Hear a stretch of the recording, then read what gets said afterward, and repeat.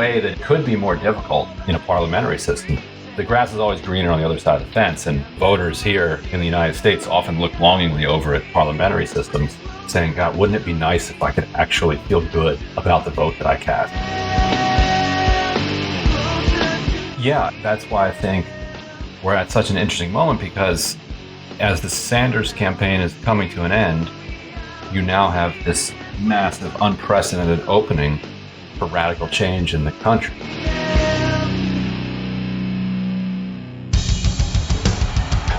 What I have said is that this campaign is not just about electing a president, it is about making a political revolution.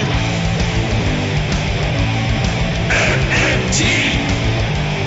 Taking money from our children and borrowing from China.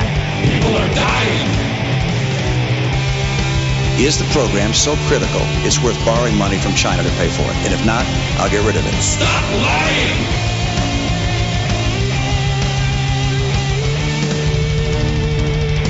I want the truth!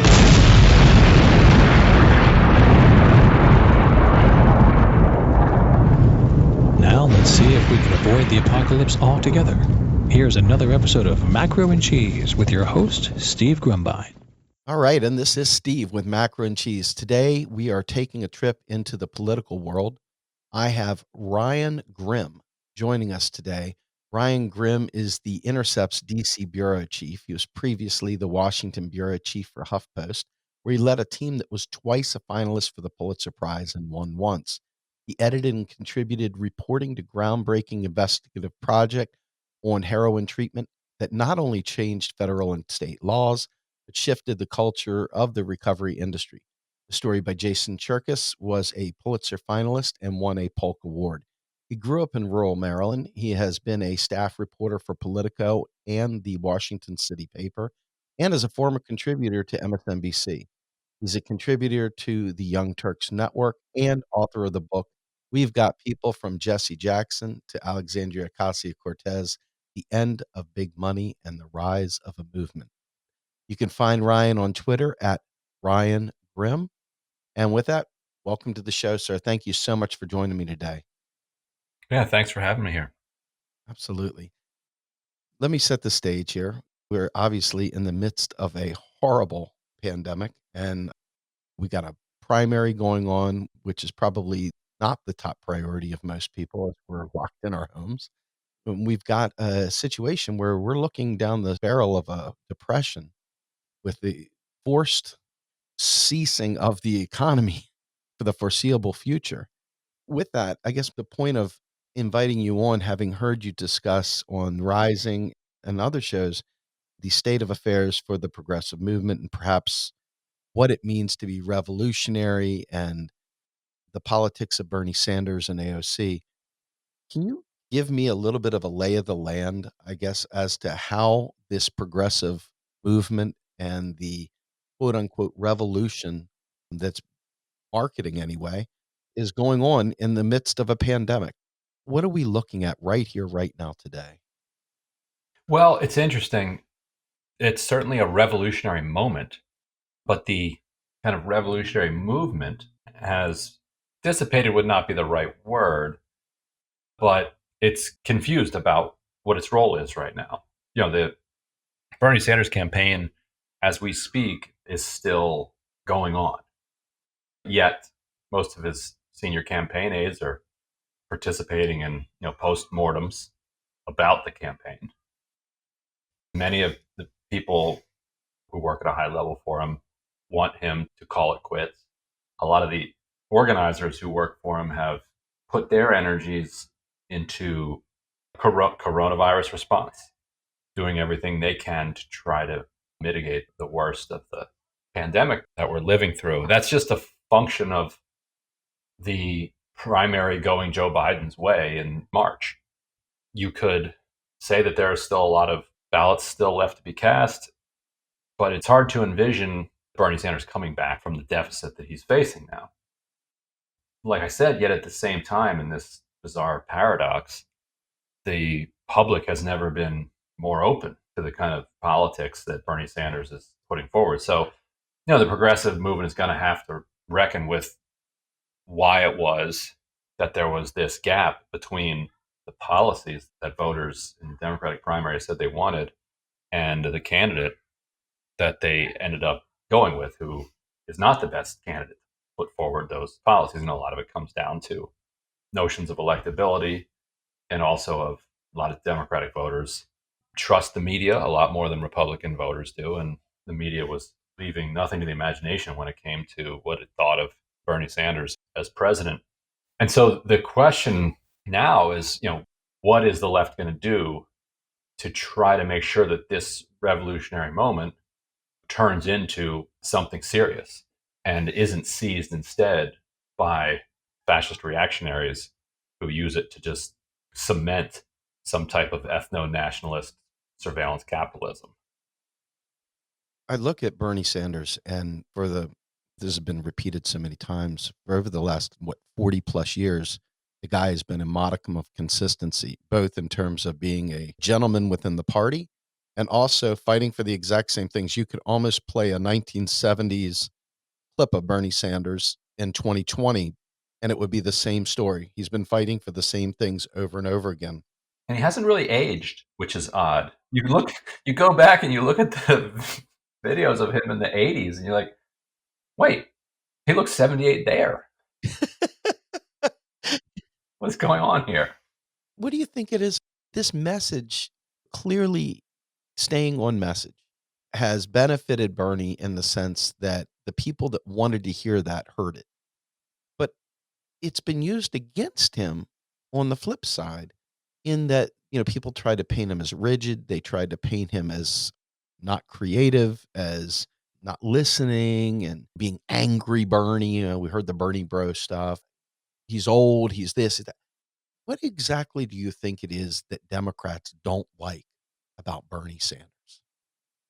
Well, I think a small thing that doesn't get enough attention, or didn't get enough attention among his supporters as they were strategizing, was the really hard feelings that came out of 2016.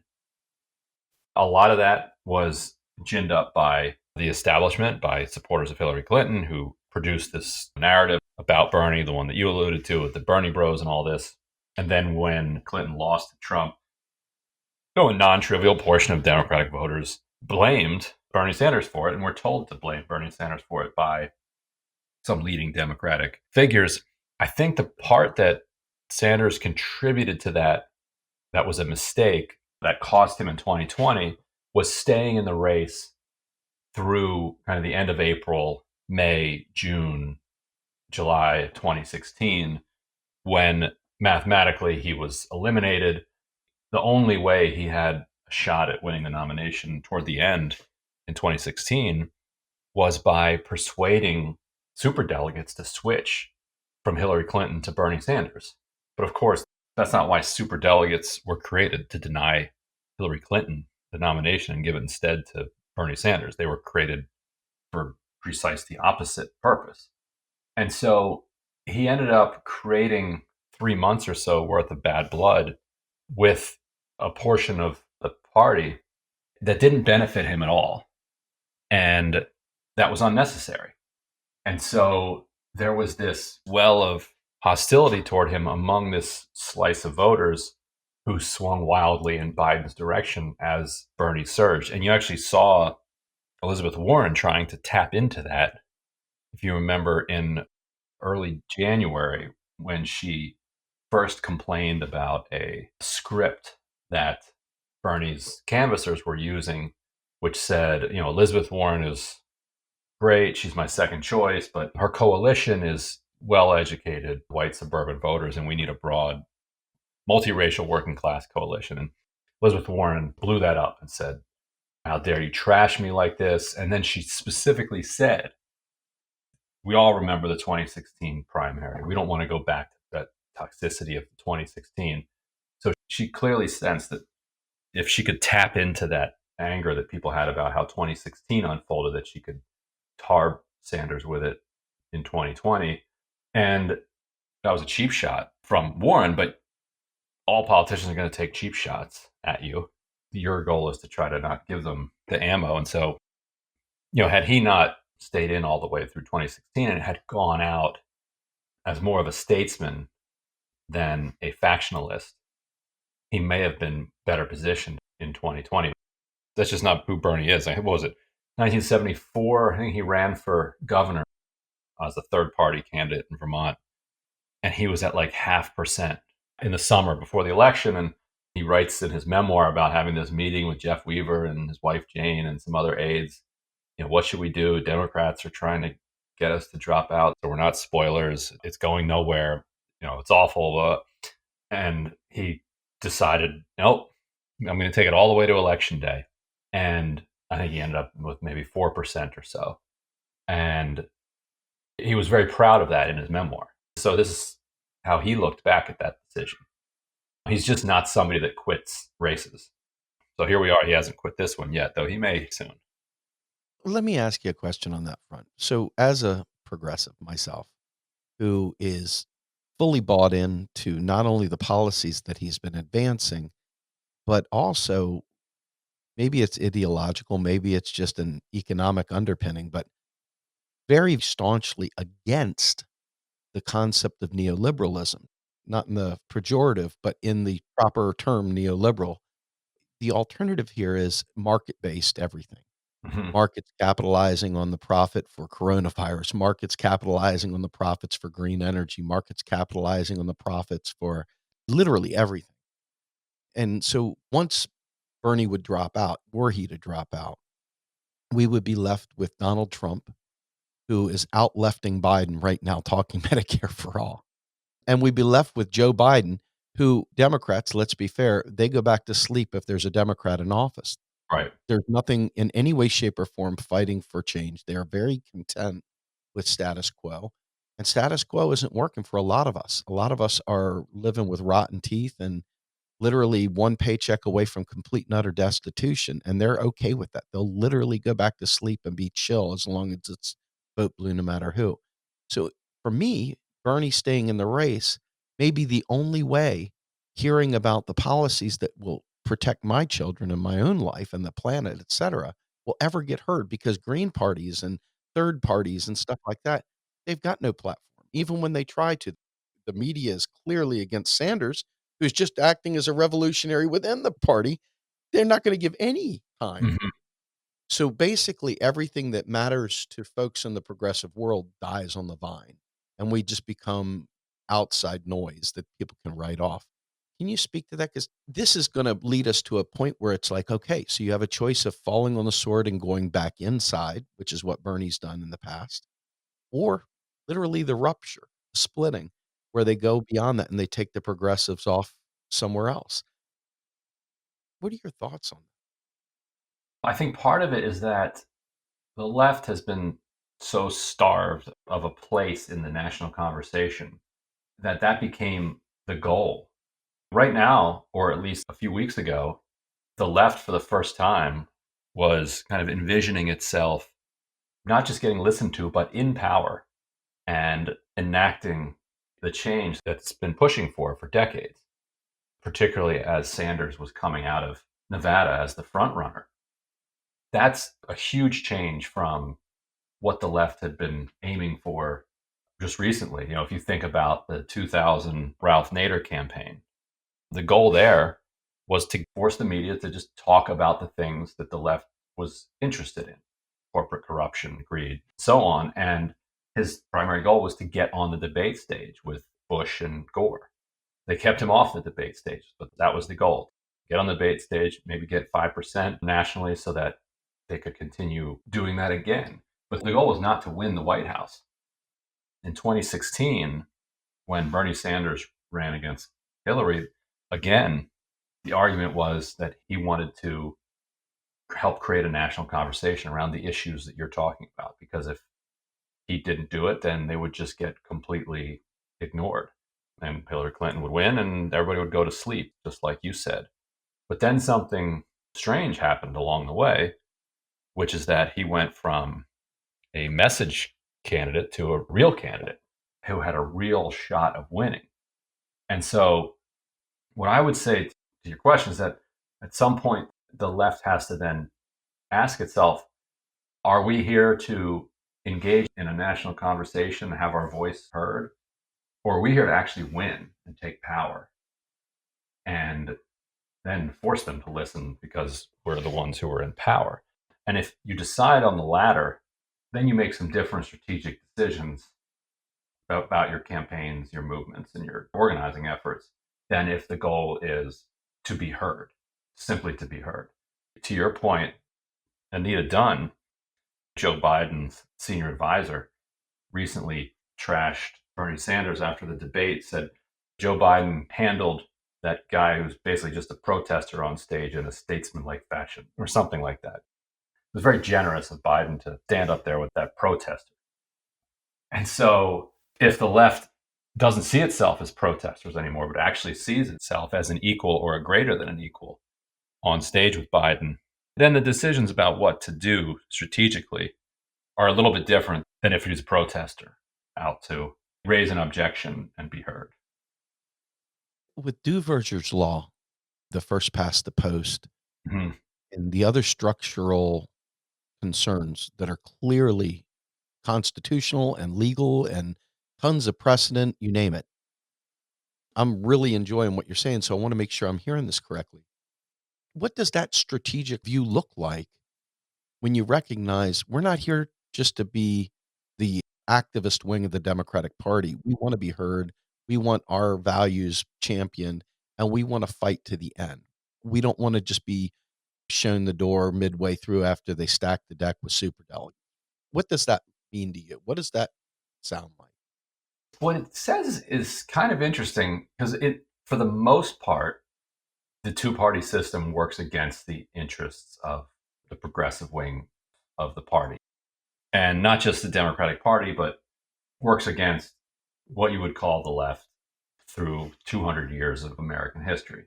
Because the first past the post, it pushes people towards the middle, and people understand that. On the other hand, there are moments in time where it could actually have an advantageous effect for the left, which would be because it's a two-party system, because it's this first past the post, that if the left can win the internal struggle within the Democratic Party, even by 51% to 49%, then they go into the general election having only won, let's say, 26% of the country. They now go into the general election with the mandate of 50% of the election going up against the opposition party. Negative partisanship, which means people just despise the Republican Party or Republicans despise the Democratic Party, means that lots of these voters, upwards of 90+%, are just going to vote for whoever their party's nominee is, whether they like that person or not. Now, the left has tons of experience with that phenomenon, that feeling that you don't have a choice, so you're going to have to cast your ballot for you name the person that Democrats have nominated over the years. And so what it means is that that same phenomenon could go the other direction, that the corporate wing of the party, if they're beaten in the primary, because there's no place for them in a world of negative partisanship in the opposing party, then they rally behind the left wing of the party. And then the left wing of the party becomes the one that's in control in a way that could be more difficult in a parliamentary system. The grass is always greener on the other side of the fence, and voters here in the United States often look longingly over at parliamentary systems saying, God, wouldn't it be nice if I could actually feel good about the vote that I cast? Go vote for a socialist party or a left-wing party that actually stands for values that I believe in. And yet that would be nice, but that's all it would be, is something that feels nice. Voting is itself, to me, not something that is itself a moral act. The consequences of voting are what are moral. The instrument of the vote itself is completely devoid of ethics and of values and of morality. Just getting to vote for a nice party in Spain, if you don't get the outcome that creates a more just society, you haven't actually done anything. You went into the polling place and made yourself feel good. Right. Which is fine. That's good. It's better than not feeling good. But we shouldn't get carried away with it. So there is a scenario where if you continue to see, like right now, Bernie won voters under 50. If the left can push that to 60, win everybody under 60, it's kind of a new ball game. As baby boomers are fading from the scene, the future of the party could be one where the left, instead of losing 55-45, wins 55-45 and then captures the energy of the party. It's interesting because you look at the media, and it's quite clear that the media is being run by someone. Somehow or another, they've got the same message. Almost every station you flick through, it's like a running soundtrack across all of them. Sure, you get a few new adjectives with Chris Matthews or Cuomo or somebody, but the reality is that it sounds almost identical. It sounds like a script almost. And for me, my body rejects it kind of like the Matrix, where it's too scripted. It just doesn't sit well. And you look at alternative media and they're trying to fill the void. We're all trying to fill the void. I love the Intercept. I love your work. But in reality, our viewership and listenership and readership and so forth doesn't come anywhere near, obviously, what the mainstream does. The power of media, the power of propaganda is overwhelming. And Leni Riefenstahl would blush with what she's seeing in the United States right now, with the way everything from economics to trying to whitewash the reality of climate change. It's amazing because it goes way beyond the party. It's saturated into the culture. And you're still dealing with the remnants of the Red Scare and McCarthyism and the Vietnam War and the Cold War. How would you see, as someone who has got a front row seat to the media world, how do you see media being able to bring these stories further to the front, to be able to really impact the narrative so that there is a counterbalance to the propaganda of the corporate world? Well, I think it's wide open now because of this pandemic. I think it was, for a couple generations, extremely difficult to get any kind of imaginative progressive agenda to be taken seriously by mainstream, or by, particularly on cable, which is becoming increasingly influential, particularly in primaries. But now with the pandemic, I think changes everything, and the economic consequences of the pandemic. You not only have a solidifying of the idea of public health. Public health was kind of a phrase that people would toss around, but nobody really took it seriously. We don't have a public health system in place. And as a result, you're seeing the United States handle the coronavirus worse than anywhere else in the world. It's exposing that this patchwork private approach to healthcare just simply doesn't work. The people who also spent the entire campaign saying, how can we pay for XYZ, have been exposed as just economically illiterate. And the people who argued that, well, Medicare for all might be great, but 165 million Americans have private insurance through their employers and they love it. Those people look like clowns now. And so I think there's a real opportunity now for people to rethink what is possible and what's right. Yeah, with the gig economy, especially in New York City, where the epicenter of this pandemic is striking America hardest, it's quite clear that employer-based healthcare is just not the way to go. I watched the movie Joker the other day, and I had not watched it. In fact, I had been warned not to watch it. And I had not watched it until just the other day. And now I understand why they told me not to watch it. For me, I felt a kinship, not with the murdering of sorts, but with the class warfare that Arthur Fleck felt, being beaten down and mocked and teased and tormented and otherwise left to squalor. And I started to think about a marketing campaign of "I am Arthur Fleck." And I stopped myself because I don't want to give the wrong impression Right. here. Yes. But the flip side to that, I'm gonna tell you the truth, I actually openly cried during the movie. Mm. It's a great movie. It is the most honest movie I've ever seen. You got the bougie rich kid with the that's pampered and got handlers and everything, and you've got this poor kid who was adopted, doesn't know who his parents are, and has been kicked and beaten, and the night and day of not having health care and being mentally ill in a city the rats. It was just unbelievable. And then I talked just the other day to Lauren Ashcraft of New York's 12th district, Mhm. and she spoke about the rats. This is like real. This is like real. To some large degree, that is real. And for a guy that lives in suburban Pennsylvania, from Washington, D.C., mind you, that was terrifying to me. And then to watch that movie, I realized we may not be able to vote our way to where we need to be. And I hope it never looks quite like that.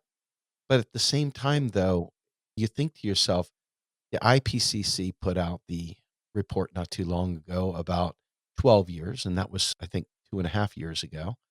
We have made no meaningful strides except for maybe this virus. Right now we're making strides. Accidental, right? Right. And healthcare is at an all-time low. And you figure people are going to be coming out of this. People that should not have been isolated, who are mentally ill, are going to be isolated and mentally ill on their own. I imagine suicides will pick up along with the vertical line that is now the unemployment numbers. I don't know what will come from this. I just know that a working class revolution outside of the political structure looks more and more like the way. And I could be wrong, but to me, it spoke to me. It really made me feel like, hey, you know what? They weren't waiting for permission. And it was time that their struggle. I think Martin Luther King said, hey, when is it the right time for us? When is it right to tell you about our suffering? And I see comfortable people thinking that we're just being too loud. Look at how they treated Colin Kaepernick just for kneeling. I look at how people got very upset at Black Lives Matter for grabbing the mic out of Bernie Sanders' hands last time. I look at how they treated Black Lives Matter when they came to a Hillary event last time. I look at how they talk about Bernie Sanders, the quote you used from Dunn, who basically mocked him as an activist on stage. There's no respect whatsoever for the suffering in this country. Even as this virus goes on, you've got Trump trying to figure out how he can open up the country for business. There's not even a pause for the suffering in America. What are your thoughts on that? I'm not trying to goad you into radical thinking here. I am, though, curious. I see a lot of parallels here. Yeah, that's why I think we're at such an interesting moment, because as the Sanders campaign is coming to an end, you now have this massive, unprecedented opening for radical change in the country. You have Biden still resisting the idea of embracing some sort of universal health coverage, Medicare for all, but he's doing so against even extraordinary pressure from cable hosts who are coming to the conclusion that, wait, actually, we're doing this wrong. And the private health insurance system just isn't working. It won't be able to withstand the surge of claims coming in. And so then, if the insurance system can't handle a massive crisis, then was it really an insurance system? And so, just on that front, I think you're going to see a lot of movement in a progressive direction. But it also shows the potential of large scale social change in the face of a crisis, which is what's needed, like you said, to stave off the worst of the ravages of climate change. I could kind of go both ways on that question, because on the one hand, you are seeing a fairly well unified global response to the pandemic. On the other hand, it took it happening basically for people to take it seriously. While people were dying in Italy and China, and you're getting reports from Italian doctors of anybody over 60 not getting treatment because they were so overwhelmed, a lot of people here in the United States were still going to the beach, we're still partying, we're still going to work, still going about our lives. And so for climate change activists who say, look, here's what the UN says is going to happen 10 years from now, they've got a harder task than the public health people were saying, look what's happening in Italy right now and is coming here in a matter of days. And they were still facing a bit of an uphill climb in getting people to completely understand what was going on. Even today, you still have some states that are holdouts that are, even as they see what's happening in Seattle or in New York City, they're still kind of resisting taking it seriously. So, if even in the face of actual evidence in front of your own eyes, but still hard to bring everybody on board, that can make you pessimistic about what's possible when it comes to radical change to deal with climate change. On the other hand, you're never going to convince everybody. And a lot of global leaders who would, in general, be extraordinarily resistant to the kinds of things that had to be done. Like, nobody wants to destroy on purpose their own economy. They did it anyway because they came to recognize that it was the least bad path out of the crisis. So that would be the argument for some optimism that reality could actually maybe force its will eventually.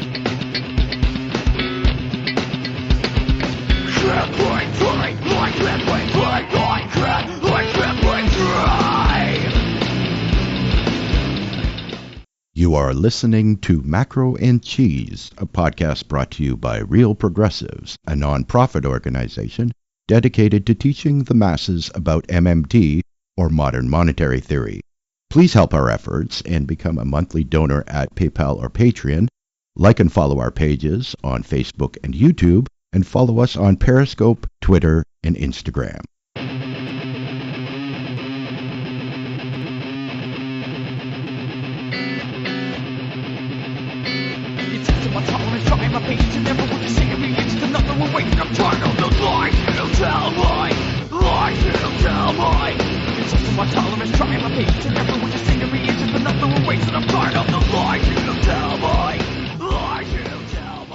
I spoke to Steve Keen a couple days ago, and he's a good friend, and he oftentimes paints a very, pardon the pun, grim picture. It was literally terrifying the way he described it, because a few months back we had interviewed him about climate change and the actual burning up of the planet as we speak. He went into some great detail of, hey, once the permafrost starts melting and old pathogens and toxins and viruses and bacteria are re-released back into the atmosphere, you're witnessing your practice exam right now. This is just a test. And he said, I had an opportunity to figure out where I was going to live. Was I going to go to the UK? Was I going to go to the Netherlands? Was I going to go to Australia? Or was I going to go to Thailand? And he broke down how he assessed where he was going to stay. And he chose Thailand, by the way. And he said the reason why he chose Thailand was this. They had experienced the SARS virus. They learned from it. They took direct action, and they had the supplies on hand to make sure that the country was capable of surviving. They had the right ventilators. They had all the things that needed. He said, I feel really bad for you all. He didn't pull any punches. He said, the United States is behaving as a third world nation. Basically, they didn't prepare for any of this. You don't have the infrastructure for it.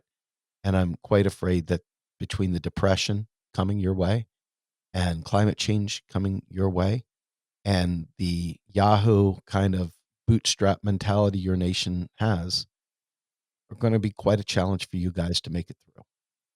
And that just about made my blood turn ice cold. Mm-hmm. It about made my blood turn ice cold. And I looked just at little things like the algae down in Florida and the coastal creep that you see as the oceans rise. And the fact that we don't have an answer still. And we're still trying to pretend like taxes are going to somehow or another pay for this massive infrastructure build and the climate change package that we need to put together to prepare for it. And we're still acting like we got a choice in the matter. It's amazing to me. Yeah.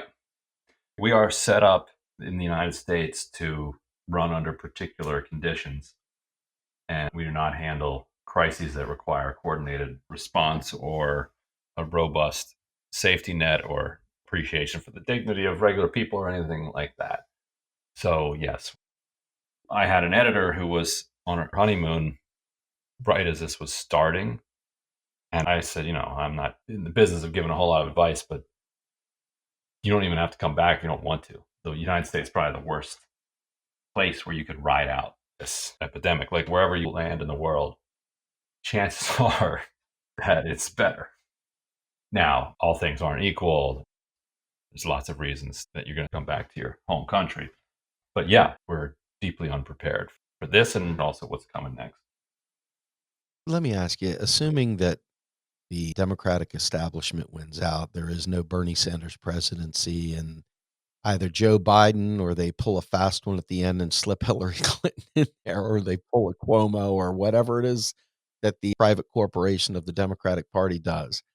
What do you think is a progressive's pathway in dealing with an establishment that clearly doesn't value its voice? So at that point, the window for change would be the early part of the next administration, say it's Biden or Cuomo or Clinton. The idea would be that the Obama administration accomplished some decent thing in the early part of its administration, and there were even better things that were on the table that lost.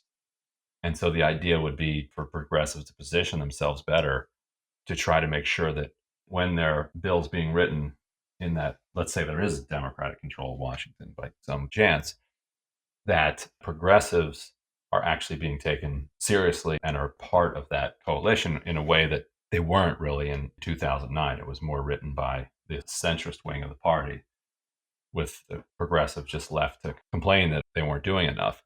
So the question has to be, what can Ocasio-Cortez wing of the party do between now and January of 2020 to build its power to force whoever's in the White House to grapple with their demands? You couldn't have laid the bread work out here better. I was where I was going. I guess the question is, with Rashida Tlaib putting out this mint the coin bill she worked on with Rowan Gray, there's people trying to advance policy now. AOC went out there right out the chute with the Green New Deal. I haven't heard as much about that lately, which is disappointing. I'm not going to lie, as I would like, especially given its here and now need. But you had spoken, and I've watched her shift to a more, I don't like the word centrist, but more of a coalition building approach as opposed to a factionary approach. I know that the left, and I'm a member of that, would like to see a more militant approach to things. But based on what you just said, in terms of getting a seat at the table while we are the minority, and whether we are the majority in terms of votes or the minority in terms of organization, or the minority in terms of structural ability to shift the narrative. With that in mind, tell me about this shift you're watching with the squad and with AOC in particular in terms of their approach to dealing with the establishment types. My guess is that what you're seeing is because she hasn't, like you pointed out, she hasn't moderated any of her policy positions. It's more that her tactics are less confrontational than they might otherwise be or that they were in 2018. And my guess is that what you're seeing a little bit of is a short term recognition, or a recognition that in the short term, the bums lost, so to speak. The progressives did not win the primary. They did not manage to get Barbara Lee into House leadership. They're still in the junior chair relative to the party establishment. And so, if that's the case, and if time is so much of the essence, then in order to start making change quickly. And so then the other point would be, if Ocasio Cortez is diagnosing one of Bernie's problems or obstacles to winning the nomination as a perception that his style is too antagonistic or whatever on behalf of some significant chunk of the Democratic primary electorate, and if Ocasio Cortez feels like she could win some of those people over with a different tone or demeanor, but the same policies, then that seems worth a shot. As we have been talking about, like you said, that if you poll Democrats, Bernie Sanders' platform is widely popular. And so if that's the case, then what is it? What's the gap between support for him and support for his policies? And how do you fill that gap in so that a candidate who espouses and genuinely believes in all of those values can also get majority support within the Democratic primary electorate? So I think what you're seeing partly is an attempt to crack that code. which should be crackable. Like, how do you get people to vote for what they say they believe in? So that the good news, that's doable. The question is, how do you do it? So I think that's partly what you might be seeing with the posture that AOC has been taking lately. Okay, so let me ask you a follow up with Elizabeth Warren. Clearly, both in 2016 and now in 2020, basically not siding with Sanders. Is that her not siding with Sanders' policy positions? Or is that her saying, hey, I'm a vote blue no matter who, core Democrat, and what you're doing here doesn't unite us. And I can't be part of you because if I'm part of you, then I will no longer be part of them. Is that what she's saying basically? Or is there something more ideological to it? I think it's more of a third thing, that they've often been portrayed as these good friends, but there's never actually been a friendship. Then there's nothing unusual about that. Like, these senators see each other in the Senate in general, but it's not like the 1950s or whatever, where they're all going to the same dinner parties and socializing together and all of this. I don't think that Warren really quite respected Sanders as a legislator and as a leader from her time that she was observing the Senate, 2009 up until 2015 when he ran for president. I think she probably saw him in similar way that Anita Dunn did, as a protester. She probably thought of him as a well-meaning protester, but a protester nonetheless, and saw herself as what she said toward the end of the campaign. Bernie and I agree on things, but I get things done. I'm more effective. I work hard. She does the things that Sanders says he disdains, the calling people when it's their birthday, working hard on building those relationships.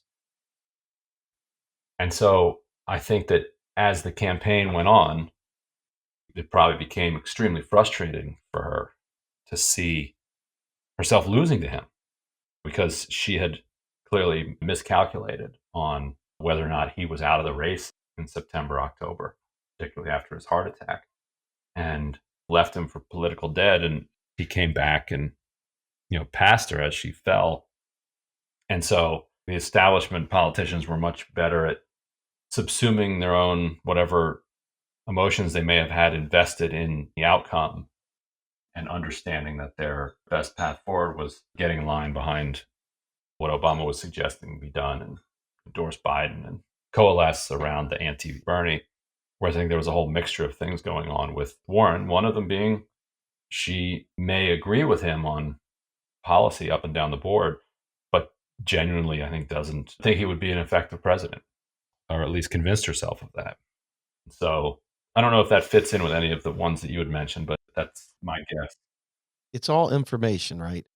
All of this comes together to create a better picture. I mean, at the end of the day, Bernie has taken the role of activating people, and he didn't work the way that the others did, where they worked within the elected class, if you will, as opposed to the voter class. And I think that that's a huge distinction. I actually want to thank you for making me think of it in those terms. Not that I revere these people that put their pants on one leg at a time, but I also understand that in the end, it's about influencing others. And he's invested his entire existence in influencing or giving voice to people that are otherwise not paid attention to. And he didn't pay attention to the people that are used to being paid attention to. Right. And so the dichotomy there is almost too delicious to ignore. But at the same time, though, it does speak volumes to the egos and the tactic, the answer of, if I stand out there, and I'm going to take a little bit of my own story momentarily. I'm an MMT activist. A lot of the time, and I've gotten a lot of black eyes because I didn't do it in a nice way. I took a sledgehammer to people, largely because the kind of stuff that I'm talking about is typically more of an awakening, and people don't just read casually MMT and get it. I Right. don't know what it is, but there's a light that has to go on to realize how very vaporous money is. It's not really some hard construct, and that hard belief of what they think it is and so forth is difficult to crack. And so I went out there with a sledgehammer. Well, For the people that were interested in a sledgehammer, I won them. They loved it. They were licking it up. It was great. But for the other 90%, the other 90% couldn't quite handle the shotgun approach. And these are lessons. I'm a student, so I'm sponging this up, and this is good for me because I want to be effective more than I want to be right. Mhm. And I think that this is a lesson the progressive left. Not so much that you have to bend a knee. That in no way, shape, or form is the message I'm taking from this. But I am saying what I'm hearing you say is that some of the lessons, if you're doing an after action review or a post mortem here, might be, hey, know where the power is, find out how to work that to make sure that you are not put to the curb. Because at the end of the day, that's what happened here. That literally looks like what happened here. And I listened to Jimmy Dore the other night for what it's worth, and he was railing on Sanders for being part of the establishment. And here we are talking about how Bernie rubbed the establishment wrong because Bernie didn't make the phone calls and do the sweet nothing. So you're kind of going to be damned if you do and damned if you don't, depending upon who's listening. How do you carve out that biggest swath, or do you have to carve it out both directions? It is a truly moving target. Yeah. Right. And Bernie has tried to always have it kind of both ways, that he doesn't really say bad things about Chuck Schumer or Nancy Pelosi or Democratic leaders, but instead speaks broadly about a Democratic establishment. And so Joe Biden, for instance, like he barely said anything bad about Joe Biden throughout the campaign, while at the same time presenting himself as a revolutionary. And so how are you going to be a revolutionary without overthrowing these people who are in power? And so in some ways, I think AOC to be compared to him is a bit unfair because he's kind of having it both ways. He gets to be this kind of vision of Bernie Sanders that people want him to be, but then he behaves internally in a different way. But then he doesn't do it as effectively. Like if you're gonna not say anything bad about Joe Biden or Chuck Schumer or Nancy Pelosi or Democratic elites, then you should be in a position where you can actually get something from them. Whereas he would be generous to them while they would have the knives out for him. And that type of asymmetric relationship is never going to end well. Let me ask you this. I'll end on these subject, and I also want to talk about your book for a couple minutes at the end here. But last go round, Jill Stein came out of the woodwork and said, "Hey, I'll give up the nomination for the Green Party, Bernie, if you'll come and run in our party."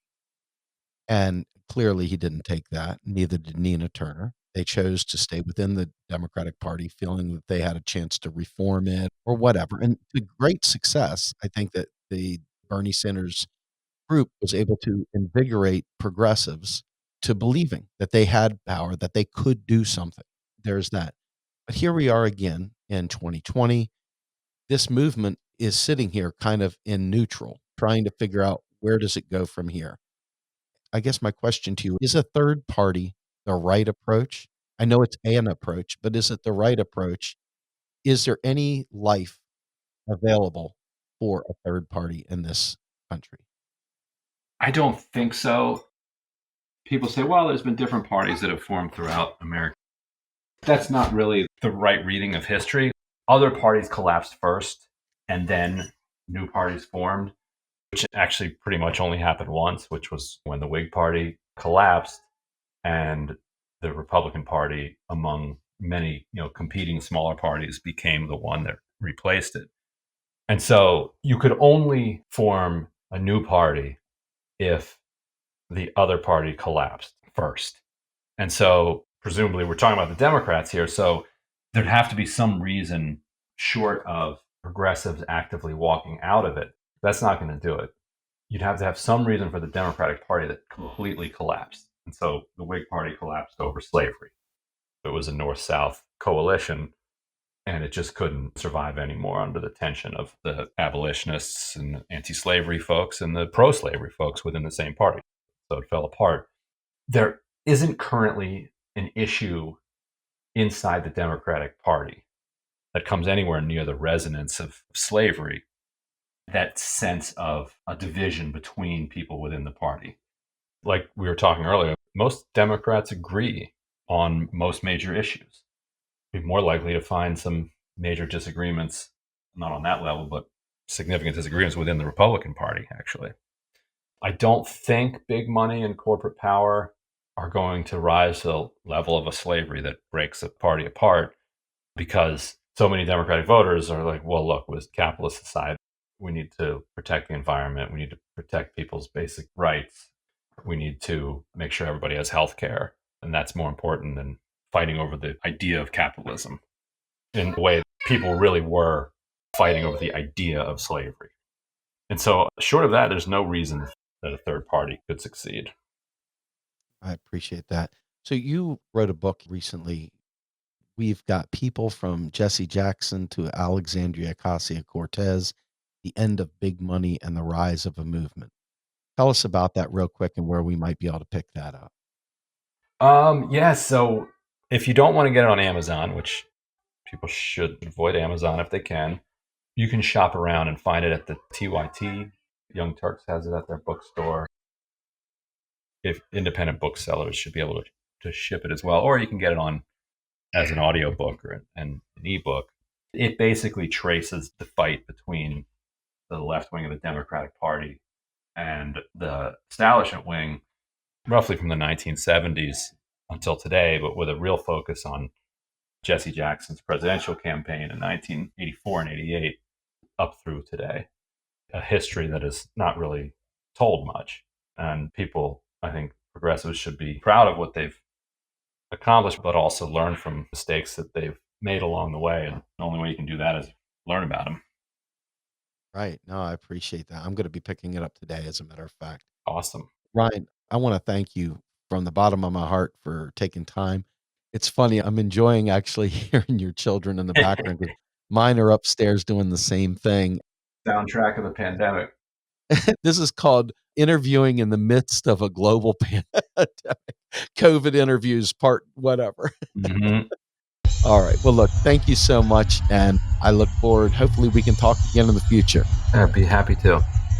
Great. Thank you very much. This is Steve Grumbine and Ryan Grimm, Macro and Cheese. Have a great day, everyone. We're out.